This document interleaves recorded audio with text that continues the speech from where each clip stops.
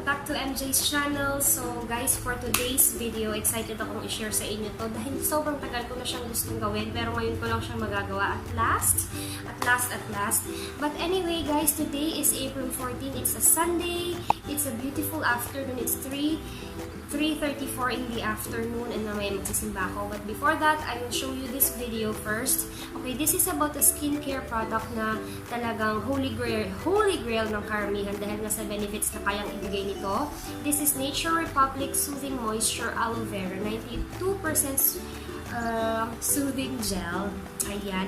Nabili ko to guys for 235 pesos kasi nabili ko to sa isang third-party store na nagtitinda ng mga Korean brands, Korean skincare. Yun. Pero pag binili mo siya online, mas mura lang siya. Nakabukas yung pinto ko kasi yung sinag ng araw hinahabol ko. And sana wala namang makakita sa akin. Kaya din. So there, guys, ang benefit nito is, of course, it treats sunburn and it acts as a moisturizer. It treats acne. Of course, it fights aging.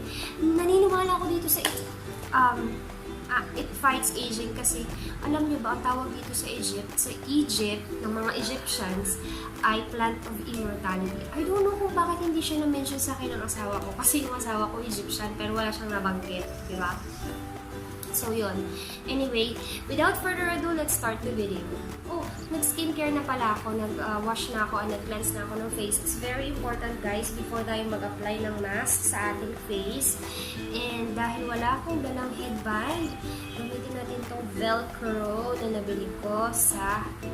Saan ko ba ito nabili? Nabili ko to sa Divisoria. Yan, para walang baby hair na aabala sa paglalagay ko ng...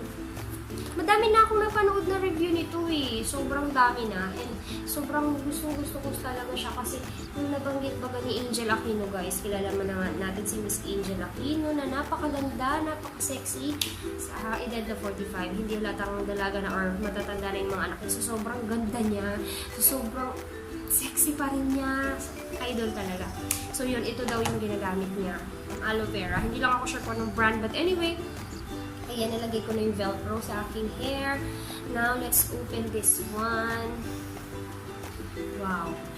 Nakikita ko sa ibang YouTuber, meron silang mga, yung spatula na ginagamit. Wala ako. Next time na lang. I-try na lang muna natin daw.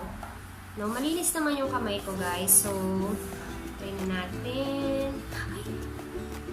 Ano nangyari? Meron pa pala siyang takip. Ang ganda. Guys, tingnan nyo. Ang sarap niyang tingnan. The best. Sobrang nakakabata. Charles, ayan ang peg ko talaga guys, pag halimbawa nag-40 na ako or nag-50 ako, gusto ko talaga, I will always look like 10 or 15 younger than my age. So there. And sabi nila, you can actually apply a generous amount of this on your face. You can apply it bago ka matulog, ganyan. You can wear it overnight kasi hindi naman daw siya malagkit talaga sa mukha. When it dries on your face, malambot lang siya and hindi siya sticky or whatever. Actually, oo din. Totoo naman. Pero dapat talaga generous amount daw ang ilagay mo. Nag-skincare ako guys ha. Nag-wash ako ng face, nag-toner ako bago ko ito nilagay. Ayan. Ang sarap na. Ang bango. Sobrang bango niya. Gusto ko yung amoy niya. I don't know how they do it. Pero ang bango talaga niya. Ang bango. Ayan. And ang lamig niya sa face. Ang alam ko merong ibang ganito na may ice eh. Parang ice yung title. Ay yung pangalan. Yung product. Something. Jeju Eye something. Pero ito talaga yung gusto ko i-try. Hindi ko lang alam guys sa iba kung ano ba siya, kung ilang percent yung aloe niya. Kasi sabi nila may fake, yung hindi naman talaga siya pure aloe vera. Like hindi mataas yung percentage na aloe vera siya. Yung content. So there. Ang sarap niya sa feeling, ang lamig. Tapos parang ano lang siya, hindi siya oil. I mean hindi siya sticky na, diba? Parang ano siya, parang tubig. Malamig siya sa pakiramdam. Ayan. Guys, pag nag-a-apply kayo ng ganito pataas no? And pagka sa under eye area, ganyan, dahan-dahan lang para hindi ma-dry yung skin. or whatever. Ayan. Feeling ko naman sapat na yung nilagay ko sa mukha ko.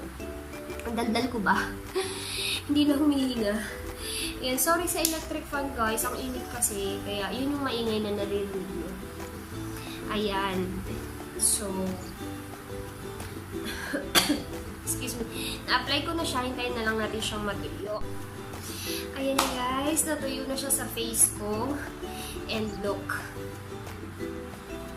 Ayan. Diba? Parang ang linis ng mukha ko ngayon. It's so supple. Supple. It's malambot guys. And it's so refreshing. Cooling siya sa pakiramdam. And ano pa ba? Hindi siya ganun. Hindi siya malagkit. Hindi siya... May konting stickiness. Sobrang konti lang. Pero hindi siya yung tipong nakakairita na alam mo yung nakakaduliyot. Hindi, iba. Refreshing yung feeling. Refreshing yung feeling niya. Yan. And mamayang gabi, ulitin ko siya. And medyo madami na yung nilalagay ko. So, yun. Reaksyon, hindi siya malagkit sa mukha. Yun. Sobrang feeling ko ang lambot-lambot ng mukha ko. Feeling ko ang fresh ko. Eh, hindi pa ako naliligo ha. Hindi pa ako naliligo niya. But anyway, yun na. And after 7 days, babalikan ko kayo para i-update ko kayo kung ano. Kasi feeling ko, in 3 days time, may effect na talaga siya sa iyo eh. Pero gawin natin 7 days. So today is Sunday. Babalikan ko kayo next Sunday para sa effect niya. Review or review yung result niya. Alright guys, so yun lang muna and thank you so much for watching this video. Kung nakatulong ito sa inyo, please don't forget to share. If you haven't subscribed to my channel already, just click subscribe, hit the notification button para updated kayo sa mga uploads ko, and of course, don't forget to give it a thumbs up, show some love guys, and comment down below kung meron pa kayo ibang gustong makita sa video nito. Thank you sa channel ko. So thank you so much for watching. See you next time guys.